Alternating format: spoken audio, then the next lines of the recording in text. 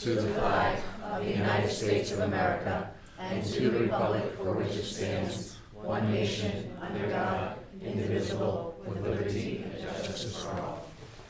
Miss Wilson, Miss Liz, would you call the roll? Ms. Bonolo. Here. Ms. Carney. Here. Mr. Charbonneau. Here. Ms. Doobie. Here. Ms. Fernandez. Here. Ms. Grant. Here, sorry, can't talk and chew gum at the same time. So the first item on the agenda tonight is recognition. We have a student from Tolman, Darius Davis. He has made the all-American team for soccer. Congratulations.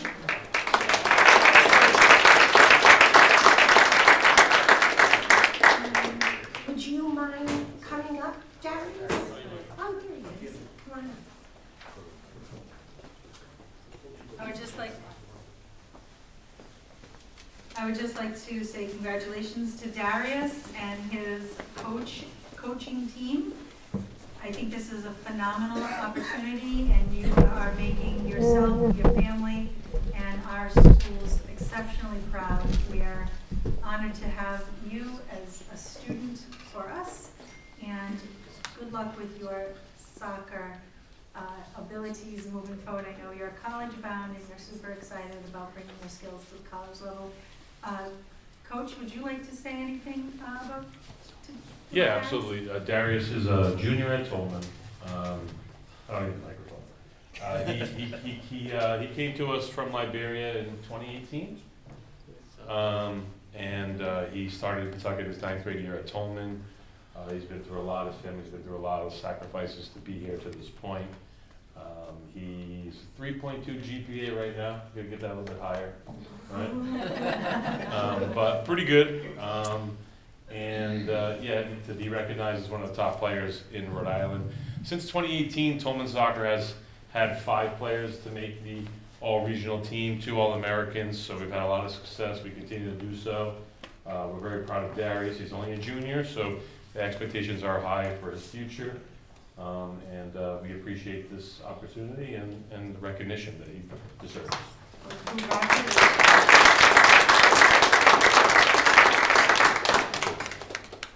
Darius, we have a certificate, a certificate of achievement that we're going to give to you this evening with regard to your All-American team selection. Congratulations. So I do need to get somebody to sign it, okay? So if I can hold on to it, I'll give it to Coach tomorrow. Sure. Okay, all right, thank you. Well, thank you and congratulations. Thank you.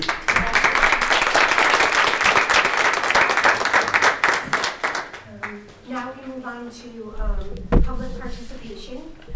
We have 2 people who have signed up for this evening. I'd like to ask if Crystal Rivera would mind coming up to the podium. Thank you.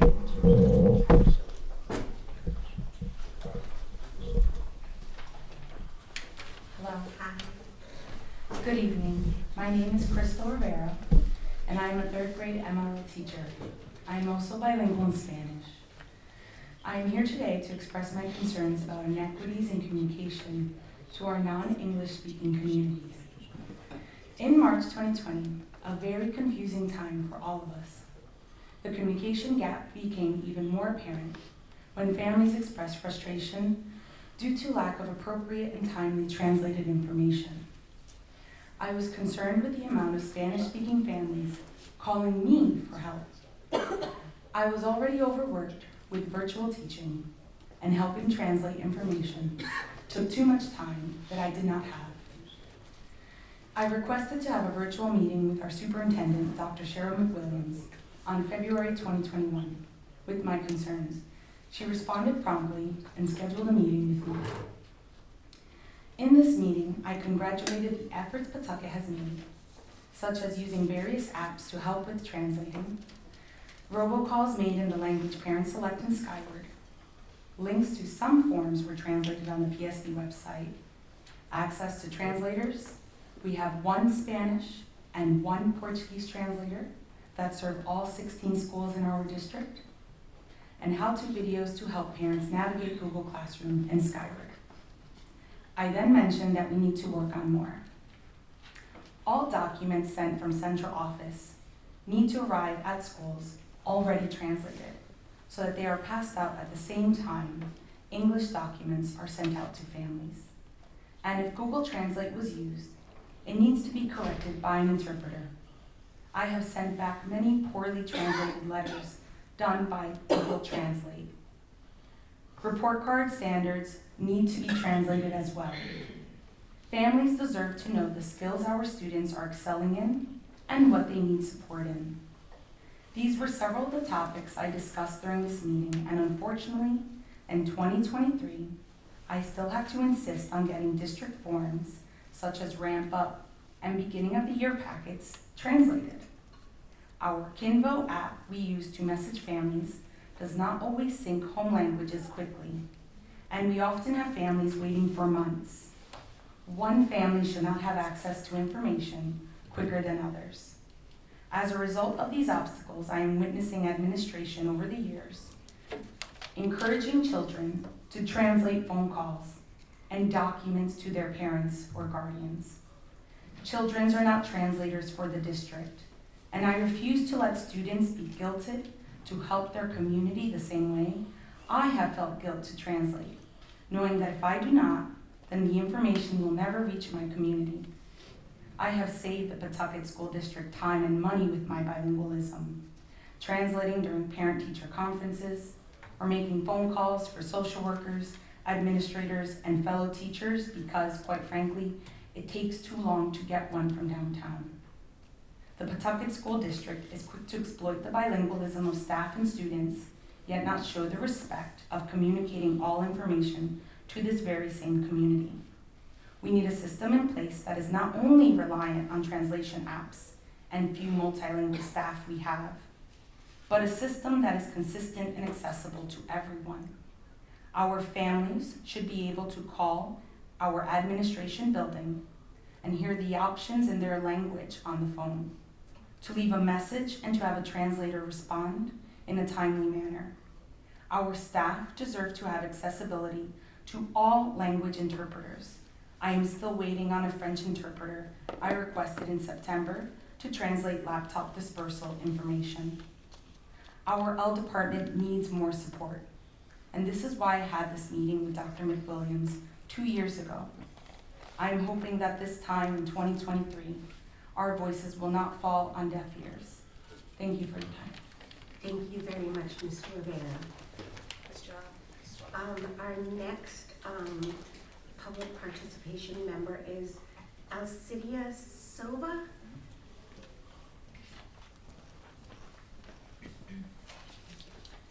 Good evening, ladies and gentlemen of the school committee. I am here today to speak in regards to how Pawtucket School Department is failing to collaborate with our non-English speaking families. On many occasions, the Pawtucket School Department has publicly expressed its pride in being a very diverse community. Every school year, we send important forms home for families to fill out so that we can collect residency information, emergency contacts, consent forms for school nurses, and forms informing families of laws. Throughout the school year, we send home forms informing families of opportunities for programs happening at our schools. These forms are one way that the Pawtucket School Department and schools communicate with each other. Unfortunately, the Pawtucket School Department is failing to communicate with our families that do not speak or read in English. Yes, we do have some forms translated, but only in Spanish or Portuguese. What about all of the other languages within our schools?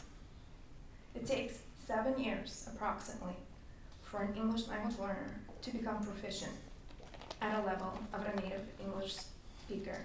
So it is difficult for anyone learning English to read and understand what these forms are for. Newcomer families are not familiar with school policies and procedures here in the United States, so these forms are very important for them to understand what's going on in our schools. So how can we expect our families that are non-English speaking to read and understand these forms if they are not proficient in that language. I have been with this district at Baldwin since August of 2017, and I have seen these forms go home at the beginning of every school year. And every year, I've heard classroom teachers ask for them to be provided in other home languages. Every year, there are families that do not return these forms because they cannot fill them out. Here we are today, and these forms are still not translated. This week, I sent home a permission slip for Grandpa for my Arabic-speaking family. My students do not read. They are not proficient in the English language yet. And that student was expected by the principal to translate the form for their family. I insisted and persisted, and the form was translated within 24 hours. So I don't understand why this has not been done before. It's not fair to our families and the families of these students and our students because they do not get the opportunity to participate in many wonderful activities that we provide for them. It is not fair.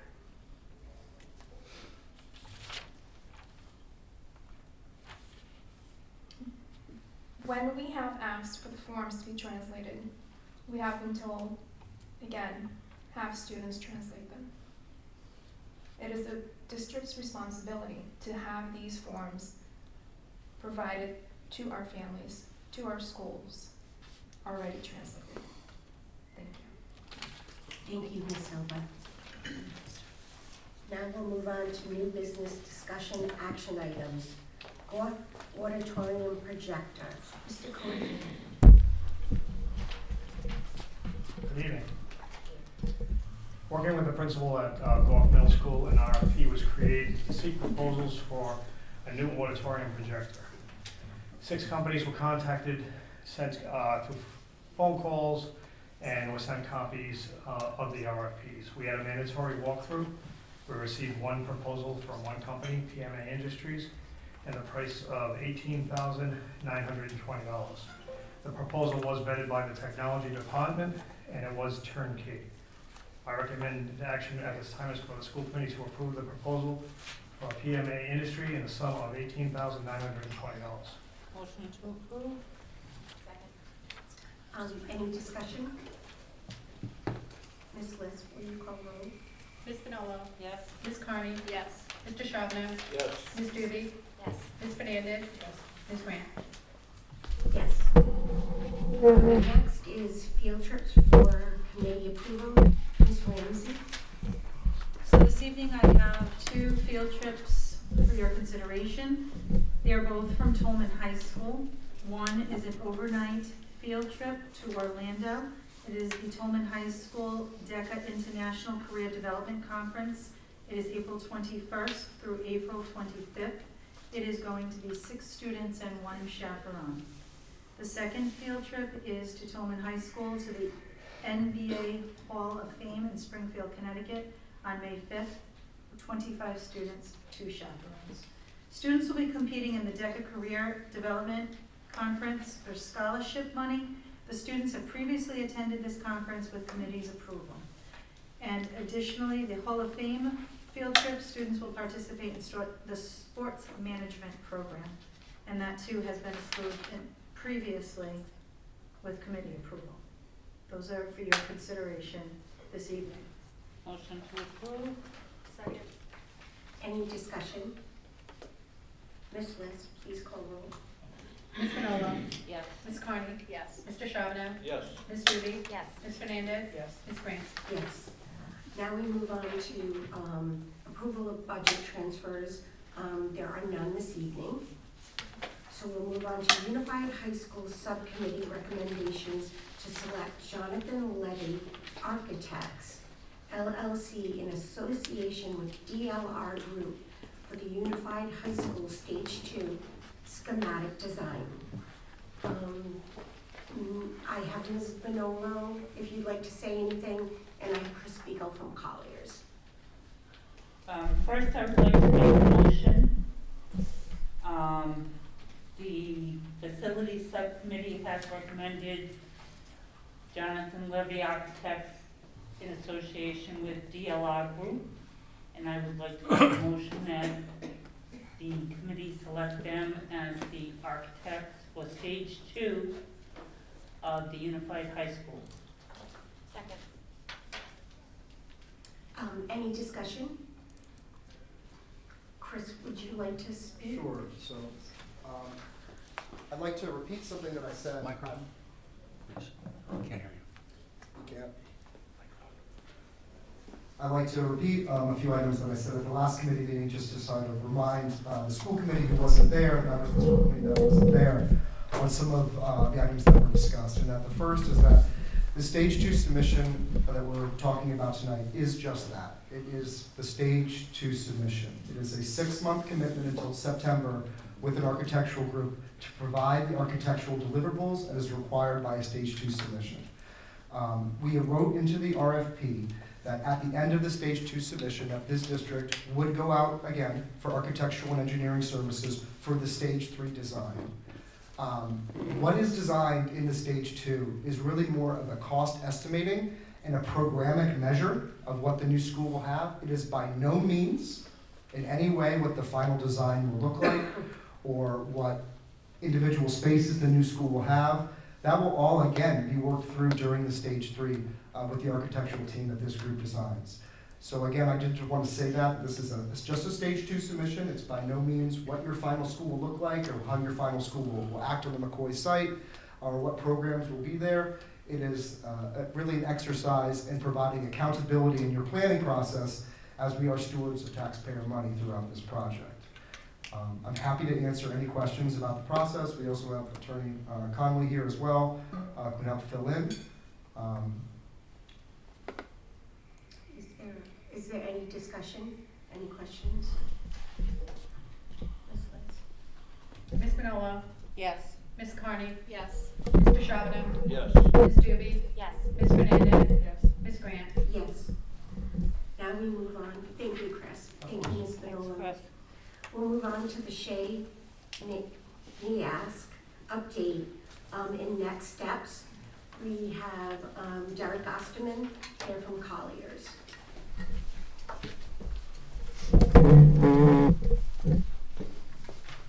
Thank you, Ms. Grant, and good evening. Again, I'm Derek Osterman. For those who may not know me, it's a pleasure to be before you, and we've long had the pleasure of serving Pawtucket schools, so thank you for that honor. In collaboration with your superintendent as well as others, you should have gotten a little bit earlier today the NEASC response and proposal in terms of moving forward. So as a reminder, NEASC had cited some concerns as related to the Shea facility. We had come up with initial response that documented each of those concerns and likely costs. In working with your CFO as well as your facilities director and the superintendent, those have been prioritized. And so our recommendation ultimately, I'll start with sort of the end in mind and then explain the recommendation.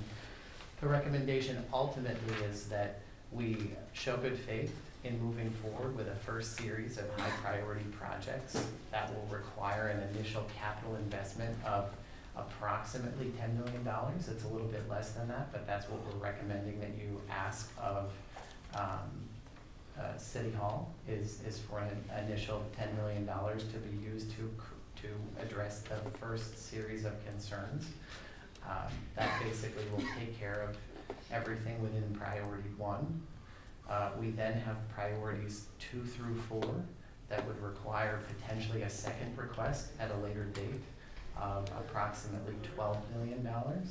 In addition to the things that require funding, the district has been fairly proactive in addressing as many things as they possibly can. So further in your package, you'll see items that are already complete or underway that are being self-performed by Pawtucket schools themselves. This in large measure is thanks to the work of John Cody and the team. So certainly thank you to the great work and leadership that, again, facilities and finance and the superintendent have shown. And then beyond that, there's a final page of things where we'd like to have a conversation with NEASC about things that may be deferrable indefinitely or be taken care of based on some of the other things that we intend to do. So to dive into just maybe perhaps a little bit of detail about what that first $10 million request is intended to cover. The superintendent and team had really identified the use of the auditorium stage and balcony as the top priority. The things contributing to the fact that they are not usable are primarily roof work as well as associated structural. So there are a number of repairs that need to be done. In addition, there's some slight modification in terms of portable staging and stage skirting to make the auditorium usable. So within that first category of structural and roof work that make the auditorium and stage usable once again for your students and faculty, with an approximate cost of $5.8 million, a little bit more than that for those repairs. Then not cited in the NEASC report, but something that we do need to continue to maintain as we continue to use the building is a next round of fire safety upgrades for the building, estimating those requirements at about $3 million. So my estimate today of that first round of funding, I'm looking at a capital budget of $8,807,400. Again, we want to have some contingency in there, so we recommend that you talk to the city about an initial investment of $10 million. This allows you to go back to NEASC and say, we've secured funding, this is the plan, these were the most critical issues. In addition, there are a number of other things we're taking care of ourselves, and we'll be coming back to you shortly with a second round of phase 2, if you will.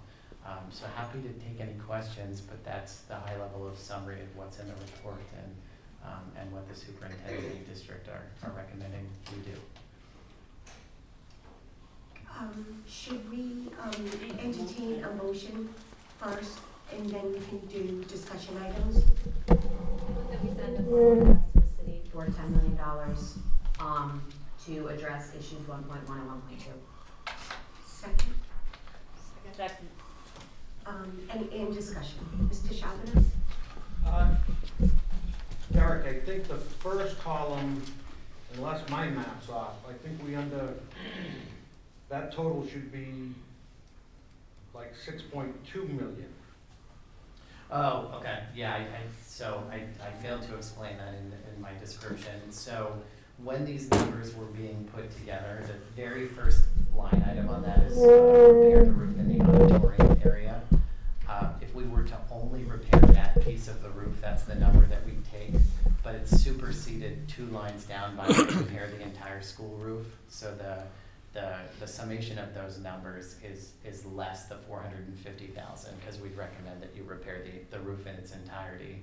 You still do have to hold the $1.5 million in terms of the structural repairs, and then the line items below that. But the $450,000 did not go into that calculation. And so we're asking for a request of the city. In other words, I thought we were gonna have a plan that had a timeline and address these concerns and the costs as we were going forward. We're back to where we were essentially in November. I mean, this breakdown is basically the NEASC letter kind of portioned out, right? And do we have a commitment from the city for $10 million? No. So at this time, from what I have been briefed on, and I think Ms. Ramsey, you've been in some of the meetings, I believe what the mayor was looking for was a breakdown. He was looking for a plan. When he received the letter asking, I believe he had come back and the people who attended the meeting, I was not there, but he wanted an actual breakdown of what we were looking to do. And I believe this is what, Mr. Osterman, that you guys got together and did, and then now we would submit this letter to the city explaining what we're looking to do and asking for the funding at that time. Yeah, I think the only thing I can add to that, because in terms of your question, Jay, is that essentially this initial request is intended to start now and will happen this fiscal period and fiscal period 24, which didn't necessarily make it into this letter, but the plan essentially in terms of planning is the superintendent with her team prioritize the list as opposed to the list I had just initially come up with that assign values to everything in no particular order. And so I think the ask really is, so the ask to City Hall is for them to release the funds for you can actually, so that you can actually do this. But the implementation of the plan and what you go back to NEASC with is, we've looked at all of your concerns. We agree there are some very high priority ones. These are the ones that we'd like to address in the first phase and anticipate that we can do them in FY 23 and 24 so that we're able to show progress and indicate, you know, there's that other bucket of things that we're doing on our own without really additional funding necessary that we can report progress on. But beyond that, the other large ticket items would come in a second wave. And the thinking there is essentially, we need to go to NEASC with something that's measurable and achievable in a fairly short period of time so that we can show progress so that they continue to allow us to work towards the solution. I guess my question is, I was under the assumption that we were having meetings, ongoing meetings. We sent a letter, a formal letter to the council and to the mayor requesting use of the bond funds. And I've seen news interviews and where, you know, the Commissioner of Education said there was an alternative funding to address the Shea concerns. So I'm a little confused as to why we're making a request of the city for, this is the second time we're asking. Mr. Hennessy, would you please? So, yes, we had to prioritize our areas. I saw that news brief that the commissioner also did, and she indicated alternative resources. There was a point in time where when we met initially to discuss the NEASC repairs, we met with RIDE, and there were a couple of options in terms of funding, but then it became pretty evident pretty quickly that the best option for funding was going to be continuing to go for the bond. The reality of the situation is that in order to go for bond funds, and which I'm sure you know, and I'm just going to say, that we have to ensure that the school is a school. It's an educational facility beyond 50 years, right? So we have to ensure that it's an educational facility. To receive the buyback, to receive the monies back, it became exceptionally evident that it would not be prudent to use any alternative funds for that purpose, that the bond should be used for what it was intended, and that is the repair of Shea High School. So we did have that conversation. Then we also went to NEASC, and we asked for clarification from NEASC with regard to the prioritization and the focus. And NEASC told us that we had to make a good faith effort to move forward, because they do recognize the fact that we are building another facility, and they do recognize and applaud our efforts in that regard. So they wanted to support that. They said that we needed to address, at first, prioritize health and safety of the students, which is what we did. We think that it's exceptionally important to get those students into their auditorium space quickly, and that can be done quickly. We've already had Mr. Cody and somebody on the roof kind of looking around to see what that would entail and how quickly that can happen. And then, of course, the fire suppression system, the fire code updates are supposed to be done back. So prioritize that immediately. It's a doable, actionable thing in a short period of time. And then these other things were prioritized as 2, 3, and 4, because those are things that need a little bit more investigation. We need an electrical engineer to come, and in short service, I don't know that those would be actionable immediately, but definitely something prioritized that we would go back with to say, listen, we've done these, and now we need to do these, it would satisfy bond needs, and it will also satisfy NEAS, so we can hold on to and create a safe environment for our students. Did that answer the question in any way? Mr. Charbonnet, do you want to continue before? No, I close to I guess, so do we, when are we asking the city for this? Do we have a timeline that we can expect a response? Because again, I think we've already asked them, we've already asked this of them. So, do we have a meeting scheduled in a timeline for a response?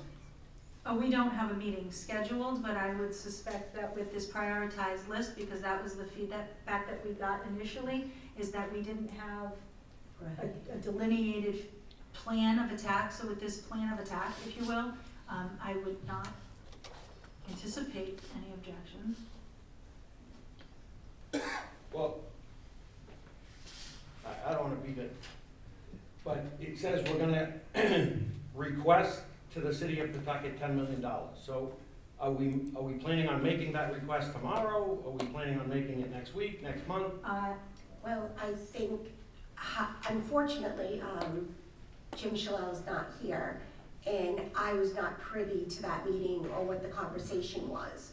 So I would assume it's something that the mayor's office does realize is a priority. Unfortunately, when the original letter was sent, it didn't state or prioritize what we needed to have done. So since then, Ms. Ramsey and Mr. Vine have met with, several players in the game, and they have worked with Colliers to come up with a list that shows priority. Like Ms. Ramsey said, just like anything, we all know that things can change, what a building's gonna be or what we're gonna do with it. So, we've never really taken a motion or have an actual plan in place for what Shea will be now that the Unified High School is up and running. So now, with that being said, now we'll have the architects coming in, Manuel, the education consultant will work with the district, hopefully on, maybe a 5 to 10 year plan, and, we'll all, kind of receive and see how we're gonna move forward.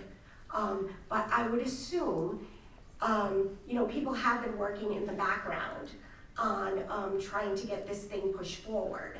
And they have been working diligently, and I would assume that this would be something that would be presented very quickly.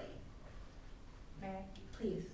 So assuming this gets approved by this committee this evening for this phase 1 of an explanation, I would defer to legal and our CFO to draft another letter for the chairman to sign and send off to the city with the explanation.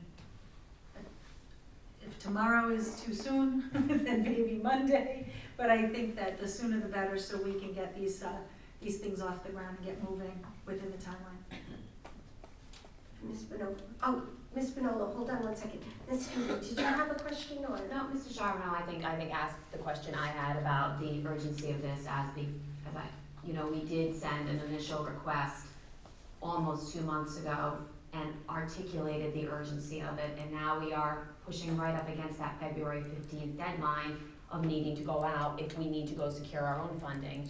And we've run that clock out, so I do think that urgency should be there to make that request, as Ms. Ramsey articulated, but like I said, Mr. Charbonneau, I believe, said what I was gonna say, so no need to repeat it. I can pass to Ms. Bonello. I think, and please correct me, Derek, even if we did get denied the bond money and we decided or had to use the revolving fund, we wouldn't need to go for a stage, and February 15th would not be the deadline, correct? No, you have open approvals. So you have open approvals with the state. All we need is capital, and it can either be capital reserve cash or it can be bond funds. This would release bond funds to you, but otherwise we'd have to talk to Melissa about what's available reserve. Okay, all right. So I think like everything, I think we all agree this is something we want to move forward. I know we did bring this to the attention 2 months ago. However, we didn't have all our ducks in a row in regards to having priorities and having lists in order. And I think, you know, Ms. Ramsey and her team meeting with the mayor on several occasions, meeting with Stack and Rye did a nice job getting this together. And I don't think anyone is going to sit on it. And I think once we do provide this information, my hope would be that we would be granted the funds.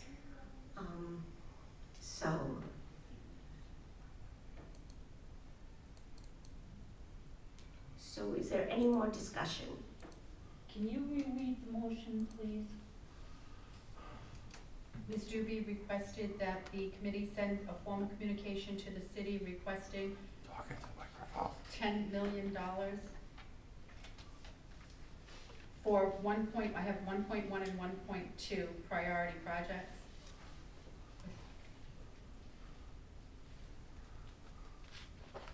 Okay, wouldn't we as a committee have to approve this plan first before we send the letter?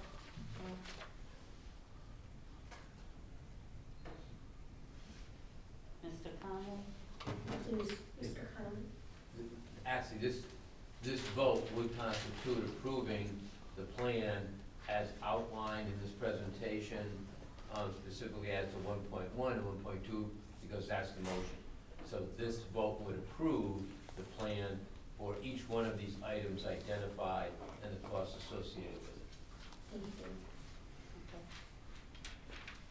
you. Is there any more discussion? Any more questions?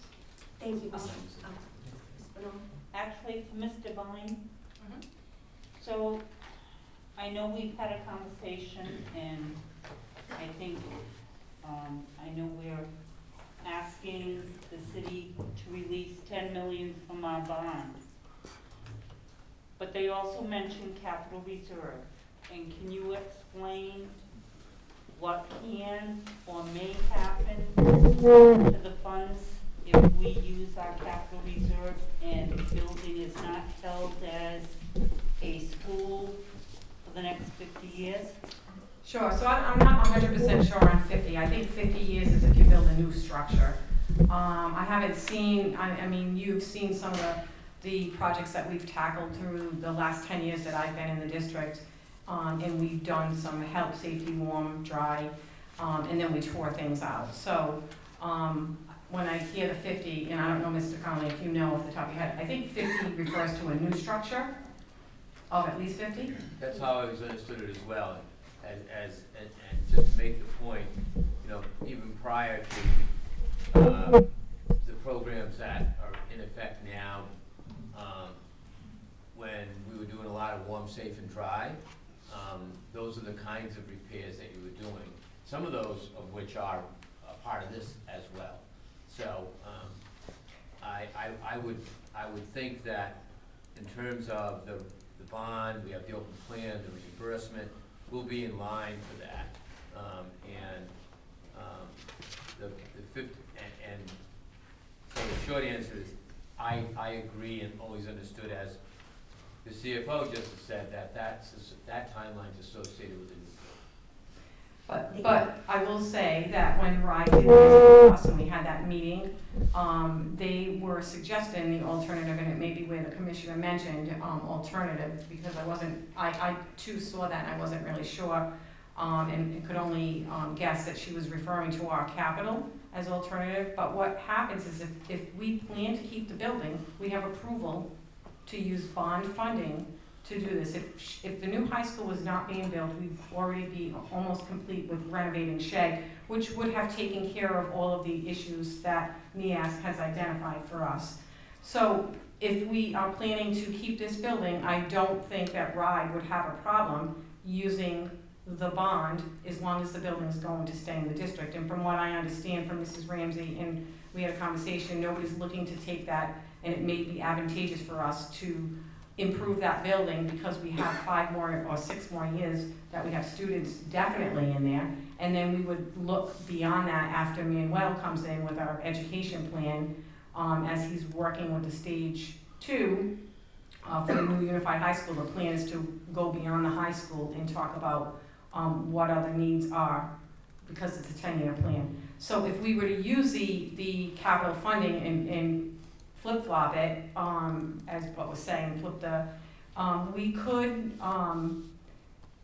have to put some of the projects that we're doing in capital on hold. And I don't know, we're really on a good run right now. We have a lot of our capital out the door, the projects are moving forward, those are already dead set. If plan is to keep the building, then I would recommend that you ask for bond funding, because if the school's gonna stay around, we shouldn't start tinkering with switching out projects, because now we could jeopardize the timeline of those projects that were intended to be paid for out of the 25 million capital, of which we end up with anywhere from 83 to 91%, depending on the bonuses. Does that help? Mm-hmm. Thank you, Ms. Devine. You're welcome. Ms. Fernolo, are you all set? Any more questions? Ms. Bliss, could you call roll? Ms. Finola? Yes. Ms. Carney? Yes. Yes. Ms. Doobie? Yes. Ms. Fernandez? Ms. Grant? Yes. Thank you, everyone who spoke. Really appreciate it. Thank you. Now on to discussion items. Community school grant. Ms. Ramsey? So thank you, Mrs. Grant. I wanted to take a moment this evening with regard to speaking to the community schools grant for which our district applied and was subsequently denied approval for. There was a considerable amount of discussion as to why we might have gotten a denial and what we could have done differently. The reality is that, and you have the letter in front of you, but for the most part, we received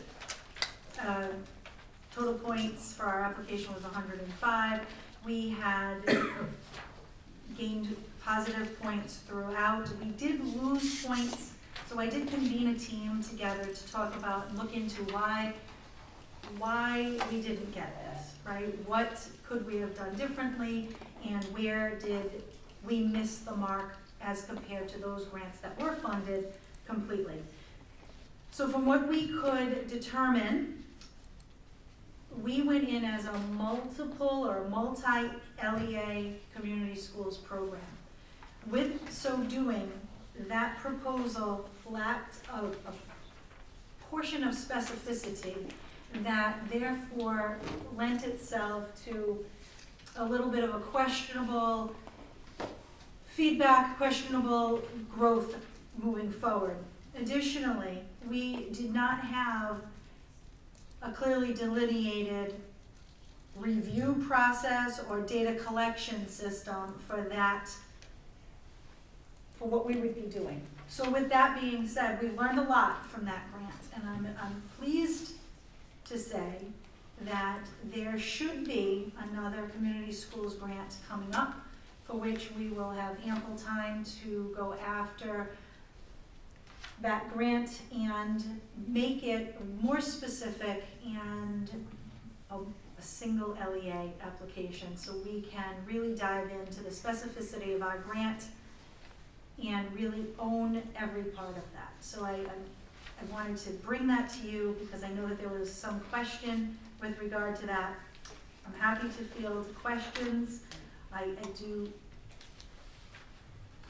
can answer most of them. If not, I'll have to go back. I just had to sneeze, I'm sorry to say it, now I can't, so I'm sorry. Does anyone have any discussion? Mr. Charbonneau? Was this, we went in with other districts? We did. And wasn't that at RISE urging? Essentially, but most of the funding, the funded grants were single LEA grants, not all of them, but some of them were. So yes, you're right, it was at RIDE's urging or RIDE's suggestion, you're 100% correct. But because we have from what I can gather from the feedback and what our team could ascertain, because we have a fully functioning high, already established community schools program, and our partner LEA did not, it therefore mixed and didn't give us that specificity across the board. And how much was it for?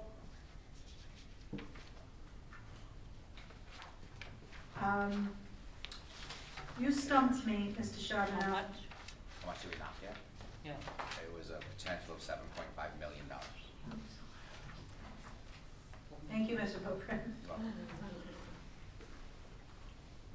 Mr. Charbonneau, are you all set, or? Out of the 240 applications, 42 were granted. Do we know if there were other Rhode Island, No, not a single Rhode Island school district was granted? no, it's Wisconsin. Most of them were the Midwest. I believe there was only one in all of New England. That's correct. We were the only Rhode Island school district to apply.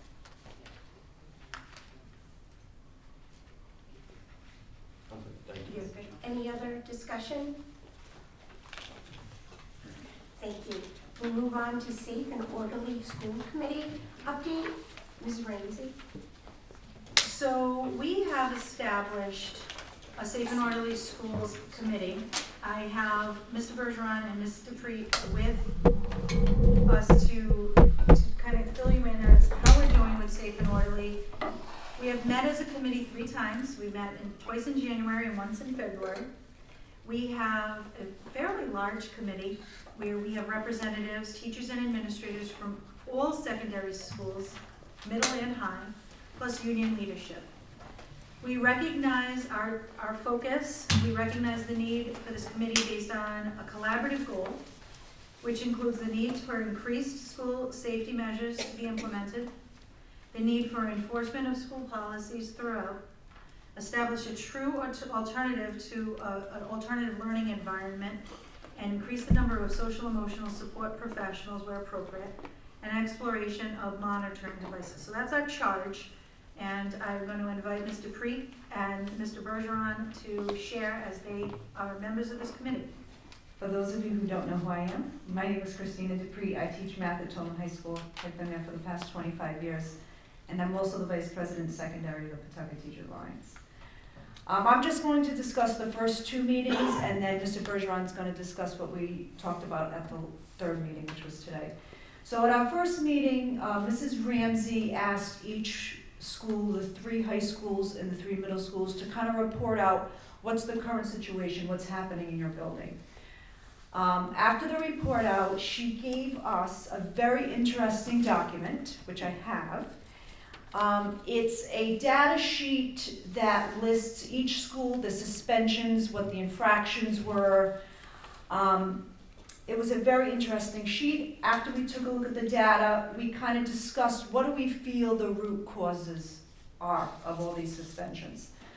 Once we did that, we decided based on the root causes, we're going to split this up into 2 pieces. One, what are the immediate responses we can do, and then the long-term responses. And that was kind of our first meeting.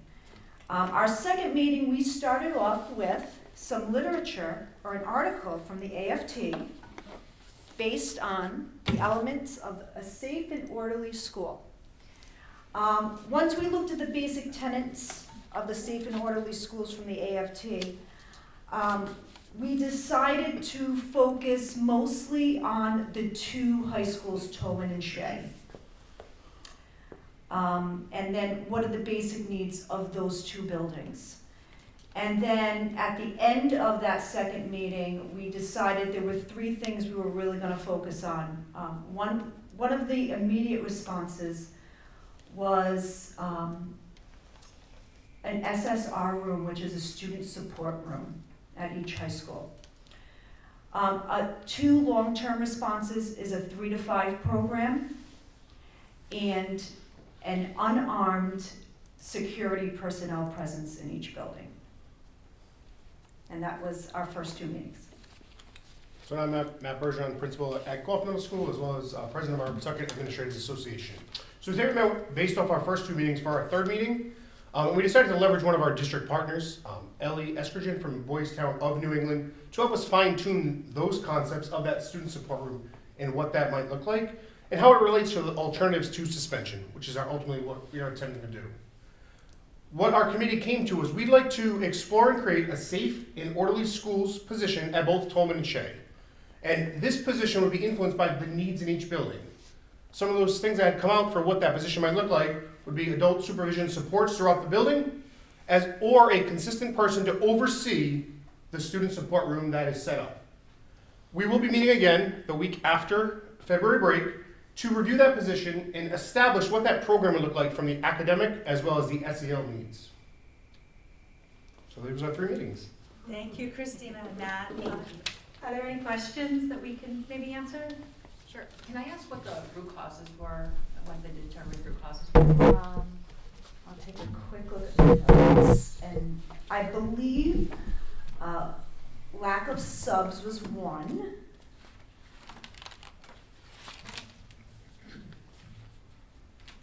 So I can help. Yes, as I'm looking through my notes, I know I've got it here in the gazillion meetings that we've been to the past couple of days. So some of the initial root causes that we did discuss were relationship-based, building those relationships, policy and adherence to policies, so we can have clear, defined expectations throughout and reactions and ability to react and give I'm gonna use the word consequences, but I'm gonna use air quotes around that word consequences, because not all consequences are punitive, but maybe the consequences will be more reaction, and it could be an interaction with somebody to realize what they did wrong. Those were the primary roots of the fundamental belief system that we all kind of based our work on.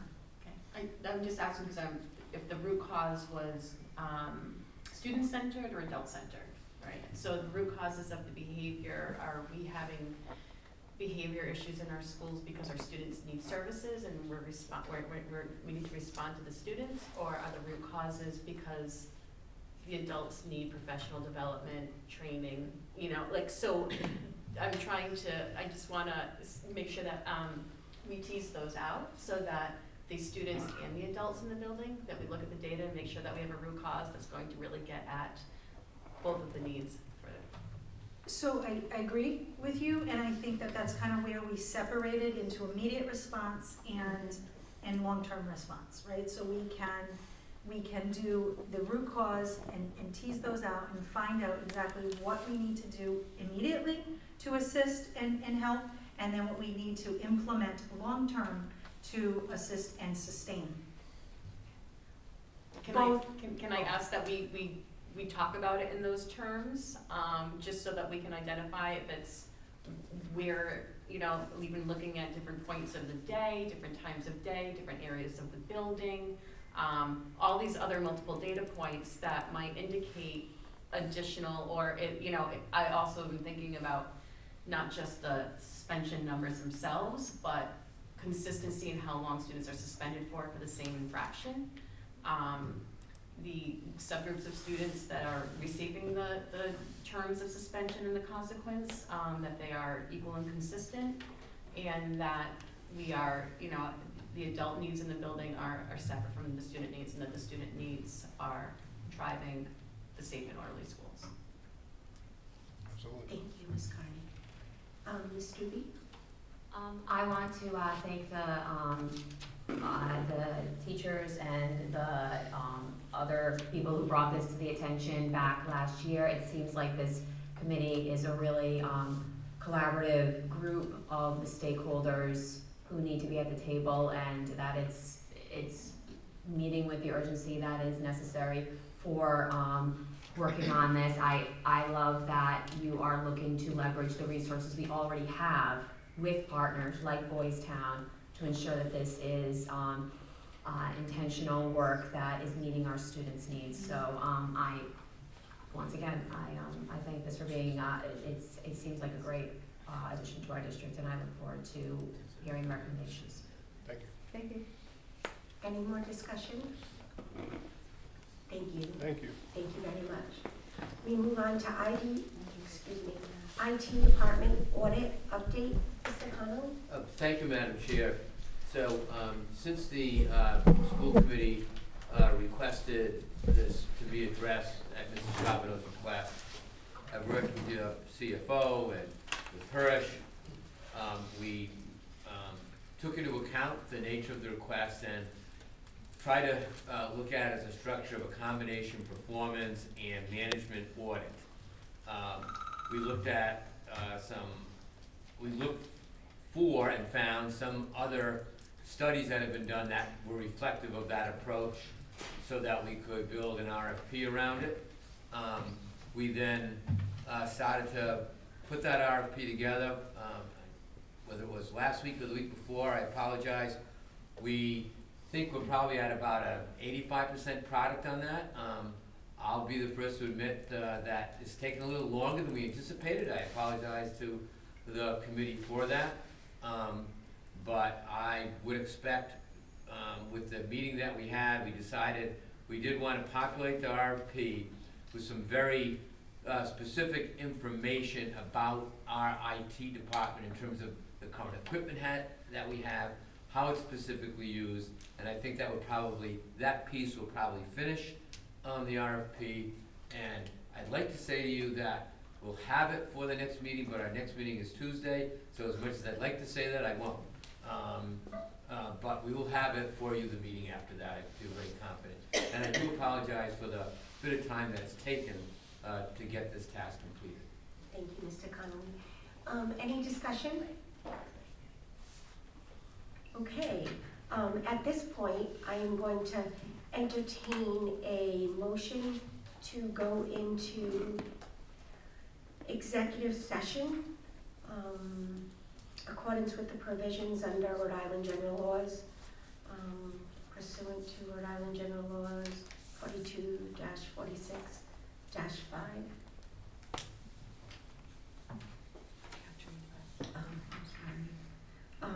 Discussion of physical health, job performance, and superintendent contract status. Could I entertain a motion? Second. Okay, and we will go into executive session. Oh, I'm sorry. Roll call. Sorry. Ms. Bonolo? Yes. Ms. Carney? Yes. Mr. Shabda? Yes. Ms. Doobie? Yes. Ms. Fernandez? Yes. Ms. Grant? Yes.